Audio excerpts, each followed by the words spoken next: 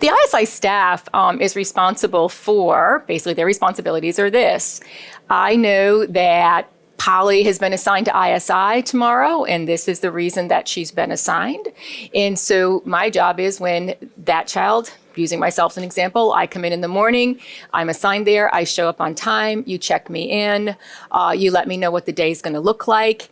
My teachers have put in, assignments for me to do. I may have to participate in a social group in the afternoon that's led by one of the counselors. There may be 2 or 3 other kids in there with me, and we all kind of have similar types of struggles. And so we might actually have some conversation around that. There'll be logical consequences, like in the afternoon, I might have to give back to the school because I've taken away from the school, to make sure that you're holding me accountable, restorative practices, and teaching me skills. And that's my job as an ISI coordinator.